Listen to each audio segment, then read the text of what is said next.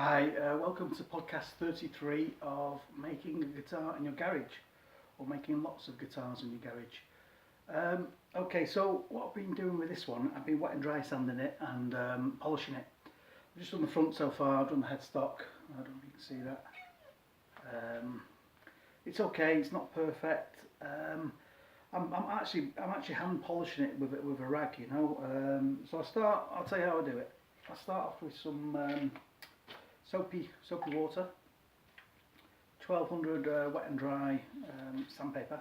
Start with that on a nice rubber block, 3M1, and basically I just wet the guitar slightly, well wet the block, and I sand in circles like this, you know. Keep going until there's no orange peel. Once orange peel is where you can see shiny bits, you know, keep going until you got rid of it with the 1200s. When it's about 90% finished, 80% finished, switch to 1500s, wet and dry. I've actually discovered this stuff. I've used it on boats before. It's by 3M, and you can use it dry or you can use it with water, and it's really good. It's called what's it called? Pre-cut. 1500 pre-cut. So I finished with the 1500s. If I had some 2000, I'd finish with 2000 because I'm hand polishing it, you know.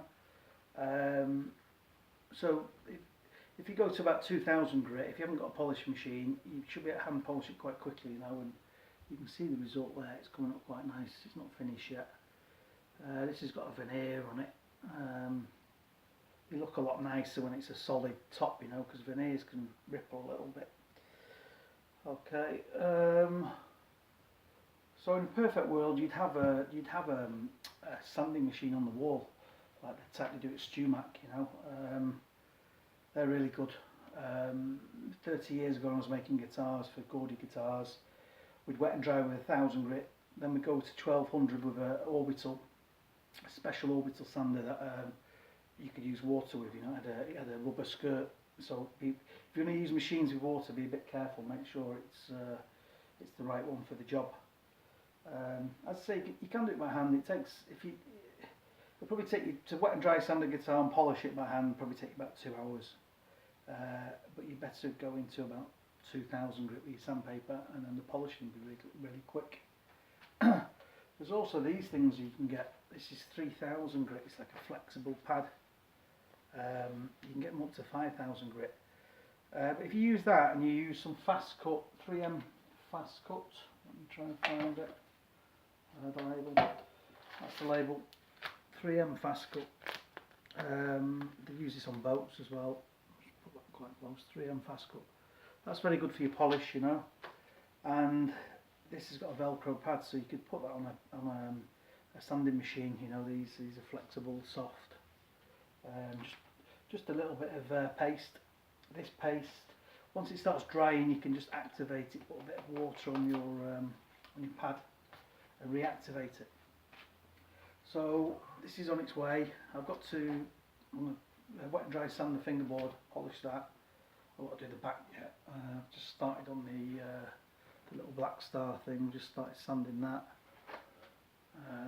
But that should look quite nice. It's not looking too bad now at the moment. Maybe it would have looked better with a rosewood fingerboard, but I've just used a teak fingerboard and stained it, you know. It's just what I had around. Okay, so the white guitar's on its way. That needs wet and dry sanding and polishing. I've finished with the lacquer. It's got quite, I'll show you next time, but it's got quite, the lacquer I was using got a yellow tint to it. So it's got quite a nice antique look going to it, you know, a relic-y type look, which is quite nice. I'll show you that when it's polished up. Or maybe I'll do a podcast wet and dry sanding that. And that's about it. Oh no, I'll show you this. This is the I forgot the word. This is the guitar that I'm making, but I forgot the exact word for it. It's prototype. It's a prototype. So as you can see there, you can see the that's the anchor for the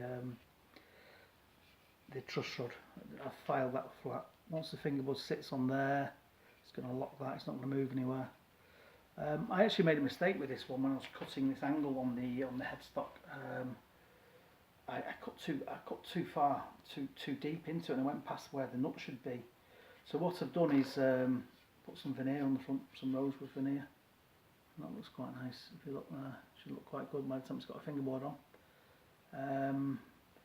So the body's being sprayed at the moment. I've gone for a purple, sort of a plum type colour. I don't know if I'm going to do it matte or gloss. At the moment it's gloss. It's in my little spray shed here, which I'll show you one day. So stay tuned for that one, and I'll show you that coming together. This has been sanded. This is one of the necks I did on my machine, with a round to my carving machine. It's got a little piece of ebony there actually. That'll look quite nice. So a bit of a repair going on here, but by the time the fingerboard's on, it'll be all right.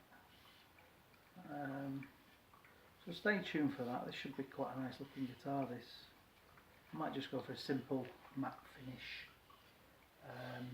And as I live in France, I'm going to do some French polishing. So I quite like these shellac guitars, hand rubbed. Spraying can be a bit, hazardous and toxic, and so it's quite nice to do something that's environmentally friendly. Shellac is environmentally friendly. You can just use a rag and no mask. So one of my guitars, I'm going to do a French polish on it and see how that goes. Alright, thanks for watching. If you like what you see, press like and press the subscribe button down here. Any questions or comments, please leave them below, and I'll see you next time.